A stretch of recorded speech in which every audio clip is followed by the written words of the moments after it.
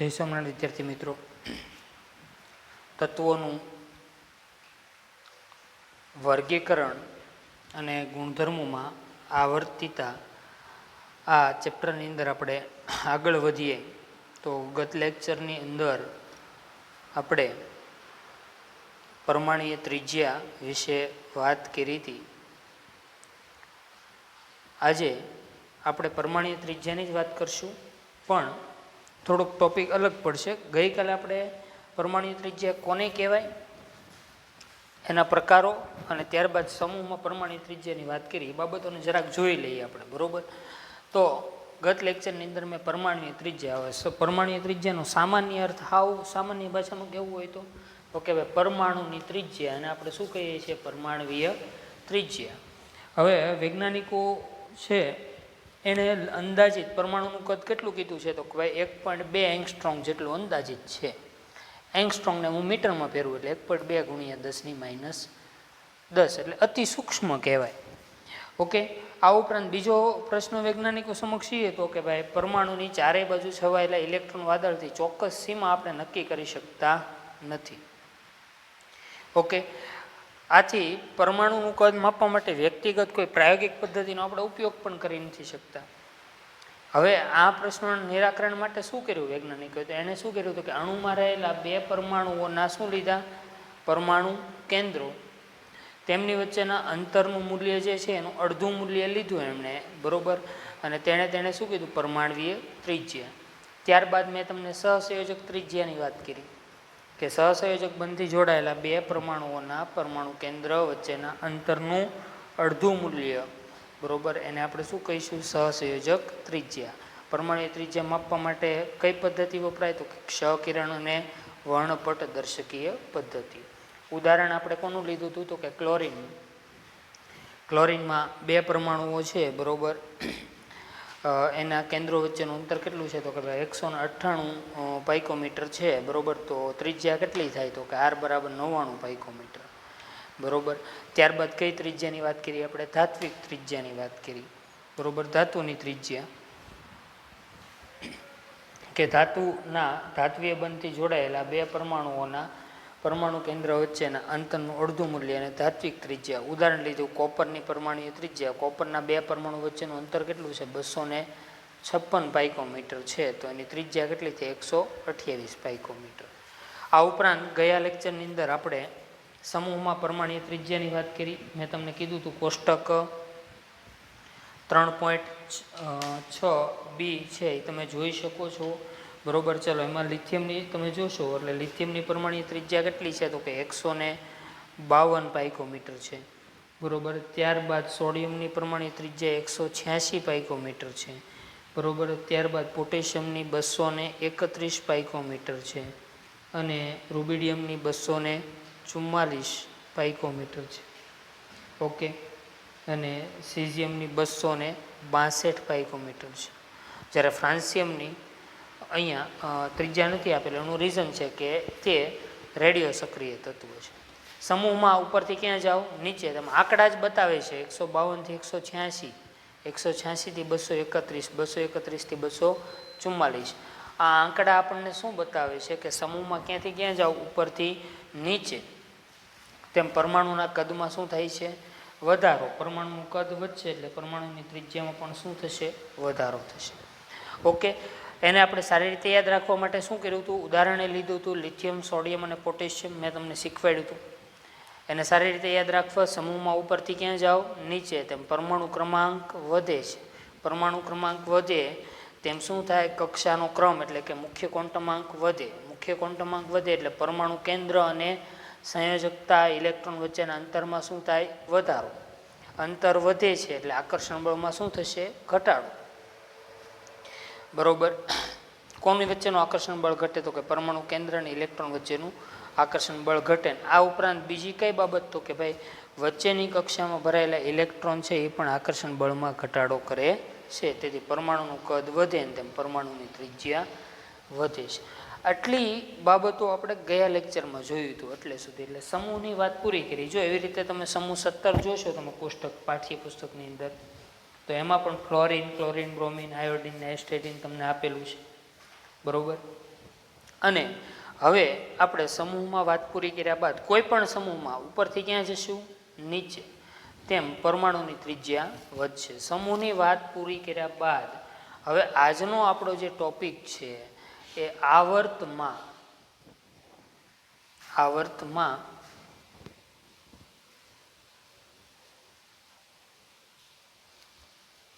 પરમાણવીય ત્રિજ્યા.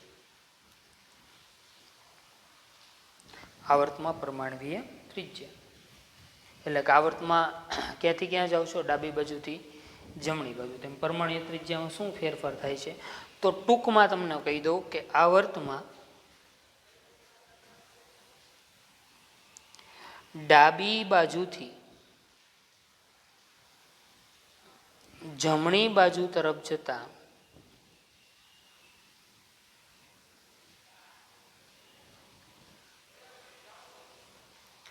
પરમાણવીય ત્રિજ્યા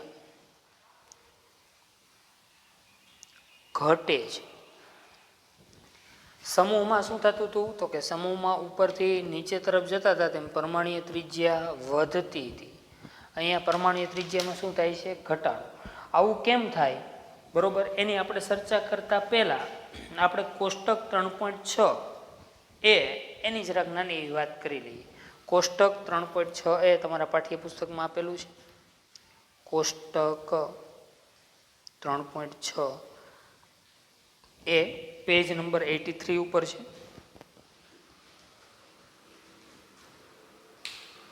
83 ઉપર. ઓકે, આવર્તની વાત કરીએ તો આવર્ત કોષ્ટકની આડી હરોળને આપણે શું કહીએ છીએ? આવર્ત કેટલા છે? 7. પહેલો આવર્ત હાઇડ્રોજનથી હિલિયમ, બીજો આવર્ત લિથિયમથી નિયોન. બરોબર, તો બીજા આવર્તના હું તત્વ લખું: lithium, beryllium, boron,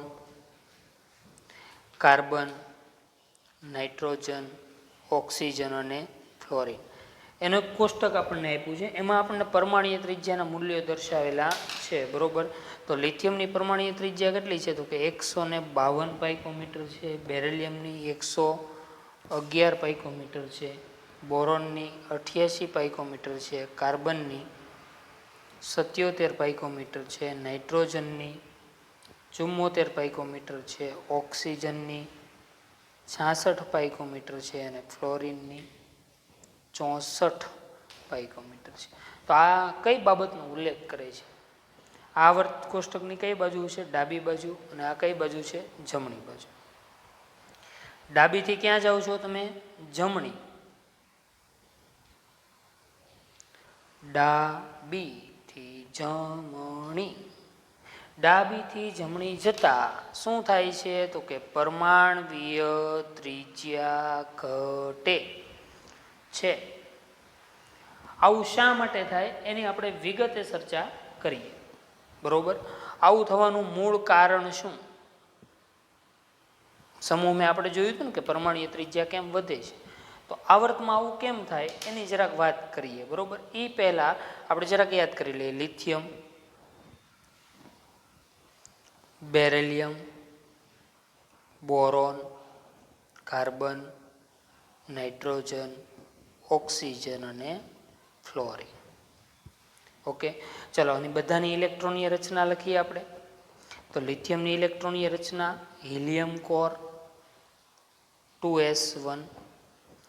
બેરેલિયમની helium core 2s2. બોરોનની helium core 2s2 2p1.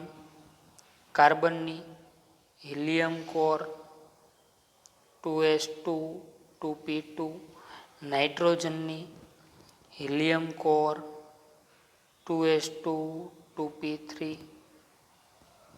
Oxygen helium core 2s2 2p4. અને ફ્લોરિનની લખવી હોય તો શું થાય? Helium core 2s2 2p5. આવી ઇલેક્ટ્રોનની રચના. હિલિયમની જગ્યાએ શું આવશે? 1s2 લખી શકો. એમાંથી માત્ર હું 3 તત્વો લઉં અહીંયા. ચલો પહેલા લિથિયમ. લિથિયમનો પરમાણુ ક્રમાંક 3. ઓકે, ચલો તો અહીંયા આ પરમાણુ કેન્દ્ર લિથિયમ માટે, આ પહેલી કક્ષા અને આ બીજી કક્ષા. પહેલી કક્ષામાં કેટલા ઇલેક્ટ્રોન છે? તો કે 2 અને બીજી કક્ષામાં 1. લિથિયમ પછી બેરેલિયમ, પરમાણુ ક્રમાંક 4. ચલો એની ઇલેક્ટ્રોનની રચના છે હિલિયમ કોર 2s2, બરોબર. એટલે પહેલી કક્ષામાં કેટલા ઇલેક્ટ્રોન? તો કે ભાઈ 2. બીજી કક્ષામાં કેટલા ઇલેક્ટ્રોન? તો કે 2. ત્યારબાદ બોરોન, પરમાણુ ક્રમાંક 5, બરોબર. પરમાણુ ક્રમાંક 5. ચલો અહીંયા પરમાણુ કેન્દ્ર, આ પહેલી કક્ષા અને આ બીજી કક્ષા. ચલો પહેલી કક્ષા, ઓકે, અહીંયા આપણે દર્શાવી દઈએ બાજુમાં. આ પરમાણુ કેન્દ્ર, આ પહેલી કક્ષા અને આ બીજી કક્ષા. પહેલી કક્ષામાં 2 અને બીજી કક્ષામાં 3. શું થતું તમને જોવા મળે? જુઓ તો લિથિયમ કરતાં બેરેલિયમનું કદ કેવું છે? નાનું છે. તો કે આ બેરેલિયમ કરતાં બોરોનનું કદ કેવું છે? નાનું. આવું શા માટે થયું, બરોબર, એની આપણે ચર્ચા કરીએ. તો એક વસ્તુ અહીંયા ઉડીને આંખે વળગે આપણને બધાને જોવા મળે છે કે આવર્તમાં ડાબી બાજુથી જમણી બાજુ જાઓ તેમ કક્ષાનો ક્રમ બદલાતો નથી. પરમાણુ ક્રમાંક 100% વધે, 3 પછી 4, 5, 6, 7, 8, 9. તો આવર્તમાં ડાબી બાજુથી જમણી બાજુ તરફ જતા પરમાણ્વીય કદ છે, બરોબર, એ ઘટતું જાય છે. એનું કારણ, એની ચર્ચાઓ હવે આપણે કરવાની છે. તો એના માટે સમૂહમાં જેમ લખ્યું હતું એમ આવર્ત માટે પણ લખશું. હવે આ તમને એક વસ્તુ ક્લિયર થઈ ગઈ કે સમૂહમાં ઉપરથી નીચે તરફ જાઓ તેમ પરમાણુનું કદ વધે, આવર્તમાં ડાબીથી જમણી તરફ જાઓ તેમ પરમાણુનું કદ ઘટે. તો આવર્ત માટે મારે લખવું હોય તો આવી રીતે લખી શકું. જો અહીંયા ભાઈ, આવર્તમાં ડાબી બાજુથી જમણી બાજુ તરફ જતા સમૂહમાં શું થતું હતું? ઉપરથી ક્યાં જતા હતા? નીચે, બરોબર. સમૂહ માટે આપણે વાત કરી હતી. ચલો આવર્તમાં ડાબી બાજુથી જમણી બાજુ તરફ જઈએ તેમ શું થાય છે? તો ક્લિયર દેખાય છે, સામું દેખાય છે કે પરમાણ્વીય ક્રમાંક વધે છે. પરમાણ્વીય ક્રમાંક વધે છે. પરમાણ્વીય ક્રમાંક વધે છે તેમ અહીં કક્ષાનો ક્રમ, બરોબર, કક્ષાનો ક્રમ છે તે બદલાતો નથી. કક્ષાનો ક્રમ, કક્ષાનો ક્રમ એટલે આપણે શું કહીએ છીએ? તેને મુખ્ય ક્વોન્ટમાંક.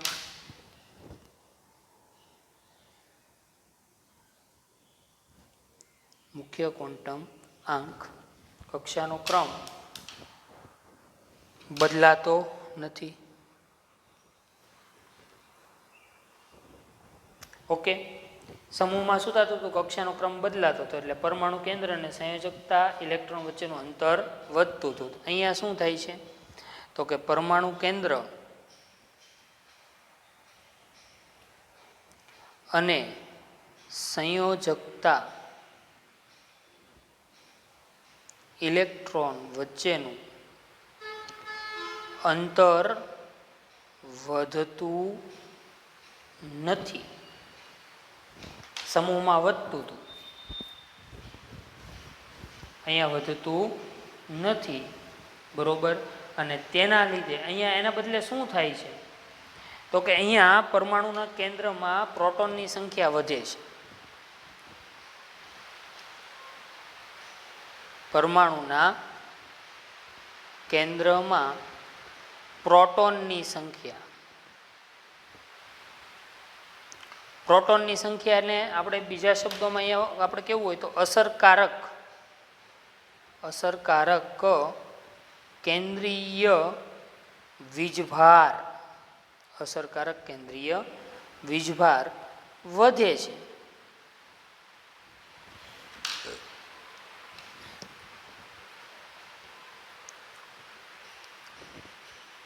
સમૂહમાં શું થતું હતું, પરમાણુ કેન્દ્ર અને બાહ્યતમ કક્ષાના ઇલેક્ટ્રોન વચ્ચેનું અંતર વધતું હતું અને વચ્ચેના ઇલેક્ટ્રોન આકર્ષણ ઘટાડતા હતા.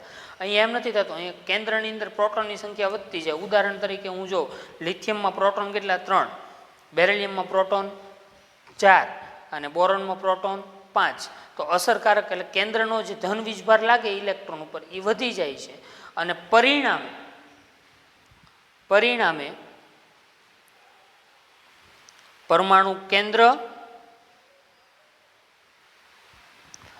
અને સંયોજકતા કક્ષાના ઇલેક્ટ્રોન વચ્ચેનું આકર્ષણ બળ વધે. આકર્ષણ બળ વધે છે. આકર્ષણ બળ વધવાના લીધે શું થશે, બરોબર? તો કે આકર્ષણ બળ વધશે તો સીધી જ વાત છે કે આ બાહ્યતમ કક્ષાના ઇલેક્ટ્રોન છે એના પ્રતિ કેન્દ્રનું આકર્ષણ બળ વધ્યું એટલે આ જે આમ છે મોટું એને બદલે એનું કદ કેવું થઈ જશે, નાનું થશે. ઓકે, એટલે આપણે એને આવી રીતે દર્શાવી શકીએ અહીંયા કે પરમાણુનું કદ ઘટે છે અને પરમાણુ કદ ઘટે તો પરમાણુની ત્રિજ્યા ઘટે છે. હવે એને સારી રીતે સમજવું હોય તમારે તો હું તમને અહીંયા એને સારી રીતે તમને સમજાવું. હજી એકવાર પહેલાં એટલું યાદ રાખો, આવર્તમાં ક્યાં જાવ છો, ડાબીથી જમણી, તેમ શું થાય, ત્રિજ્યા ઘટે. એક ઉદાહરણને લીધું લિથિયમ, બેરિલિયમ, બોરોન, એમાં આપણે જોયું, બરોબર? હવે એને આપણે સારી રીતે સમજવા માટે આપણે થોડુંક આગળ વધીએ એમાં. ચલો અહીંયા થોડુંક ઝૂમ કરીને લખીએ, અહીંયા વધુ મોટું કરીને જોઈએ. ચલો અહીંયા જુઓ, લિથિયમ પરમાણુ ક્રમાંક 3, બેરિલિયમ પરમાણુ ક્રમાંક 4, બોરોન પરમાણુ ક્રમાંક 5, કાર્બન પરમાણુ ક્રમાંક 6 અને નાઇટ્રોજન પરમાણુ ક્રમાંક 7. ઓકે, બધાની ઇલેક્ટ્રોનની રચના લખીએ તો હિલિયમ કોરવાળી લખીએ તો આ લખાય 1s2 2s1, 1s2 2s2, બોરોનની 1s2 2s2 2p1, કાર્બનની 1s2 2s2 2p2, નાઇટ્રોજનની 1s2 2s2 2p3. Okay, ચલો લિથિયમ માટે મારે દર્શાવવું હોય તો ઇલેક્ટ્રોન આ પરમાણુનું કેન્દ્ર, તો કે હા અહીંયા રાખીએ પરમાણુ કેન્દ્ર. ચલો આ પરમાણુ કેન્દ્ર, આ પહેલી કક્ષા અને આ બીજી કક્ષા, બરોબર? પહેલી કક્ષા અને બીજી કક્ષા આપણે બીજા પેજમાં લખી નાખીએ, કોઈ વાંધો નહીં, આકૃતિ છે વીક થયેલી. ઓકે, ચલો લિથિયમ પરમાણુ ક્રમાંક 3.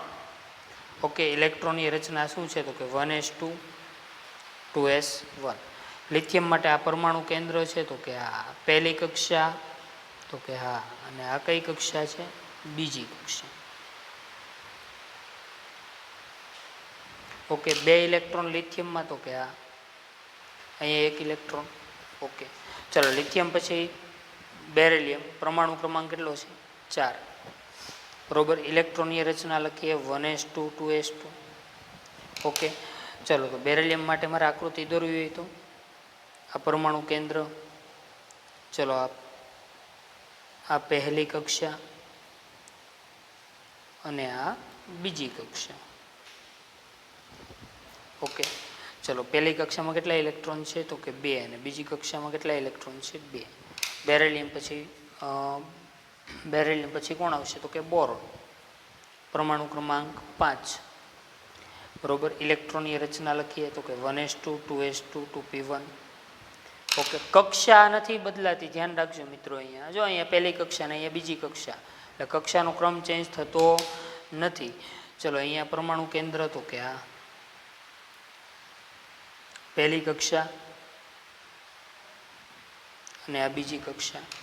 ચલો પહેલી કક્ષામાં કેટલા ઇલેક્ટ્રોન છે તો કે 2 અને બીજી કક્ષામાં કેટલા ઇલેક્ટ્રોન છે તો કે 3. બોરોન પછી કોણ આવશે, કાર્બન પરમાણુ ક્રમાંક 6.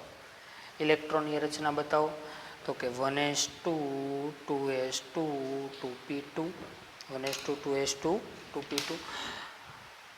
ઓકે, ચલો એના માટે બતાવીએ તો અહીંયા આ પરમાણુ કેન્દ્ર, તો કે આ પહેલી કક્ષા અને આ બીજી કક્ષા. તમે એક વસ્તુ નોટિસ કરો છો, અહીંયા જોવા મળે છે તમને કે સતત ને સતત પરમાણુનું કદ શું થતું જાય છે? ઘટતું જાય. 4 ઇલેક્ટ્રોન છે. ઓકે, ચલો અહીંયા કેટલા પ્રોટોન છે? 3. અહીંયા કેટલા પ્રોટોન છે? 4. અહીંયા કેટલા પ્રોટોન છે? 5. અહીંયા કેટલા પ્રોટોન છે? 6. તો શેમાં અસરકારક ધન વીજભાર વધારે કેન્દ્રનો? તો કે કાર્બનમાં. આવર્તમાં કઈ બાજુથી કઈ બાજુ ગયા? ડાબીથી જમણી. આ ડાબી બાજુ છે અને આ કઈ બાજુ છે? જમણી બાજુ છે. ઓકે, ડાબીથી જમણી જાઓ તેમ પરમાણુના કદમાં શું થાય છે? વધારો. પરમાણુ કદ ઘટે. આવર્તમાં ડાબીથી જમણી જતા તો પહેલો મુદ્દો મેં તમને કીધો હતો. શું કીધો હતો ભાઈ? યાદ કરો જોઈએ તો કે પરમાણુ ક્રમાંક શું થાય છે? આવર્તમાં ડાબીથી જમણી જતા પરમાણુય ક્રમાંક વધે છે. પરમાણુય ક્રમાંક વધે છે તેમ બીજું શું થાય છે? તો કે કક્ષાનો ક્રમ બદલાતો નથી. બદલાય છે કક્ષાનો ક્રમ? તો કે નહીં. કઈ કક્ષા રહી છે? બીજી કક્ષા જ રહે છે. ક્લિયર? ખબર પડી એટલી? તો કે હા. હવે અહીંયા કક્ષાનો ક્રમ નથી બદલાતો એટલે અહીંયા શું નથી બદલાતું? તો કે પરમાણુ કેન્દ્ર અને બાહ્યતમ કક્ષા વચ્ચેનું જે અંતર છે તે વધતું નથી. અંતર વધતું નથી. હવે તેની સરખામણીમાં જો અહીંયા મેં કીધું હતું પરમાણુ કેન્દ્રમાં પ્રોટોનની સંખ્યા, પરમાણુ કેન્દ્ર અને સંયોજકતા ઇલેક્ટ્રોન વચ્ચેનું અંતર વધતું નથી. સમૂહમાં વધતું હતું કારણ કે એમાં કક્ષાનો ક્રમ બદલાતો, અહીંયા બદલાતો નથી. હવે પરમાણુના કેન્દ્રમાં પ્રોટોનની સંખ્યા વધે છે. જો પ્રોટોનની સંખ્યા અહીંયા 3 હતા, અહીંયા 4, અહીંયા 5, અહીંયા 6. હવે પ્રોટોનની સંખ્યા વધે ને ઇલેક્ટ્રોન વચ્ચેનું અંતર વધતું નથી. હવે આપણને ખબર છે કે પ્રોટોન ને ઇલેક્ટ્રોન એકબીજાના કેવા છે? વ્યસ્ત છે. બરોબર? પ્રોટોન ધન વીજભાર, ઇલેક્ટ્રોન ઋણ વીજભાર. તેમની વચ્ચે શું લાગશે?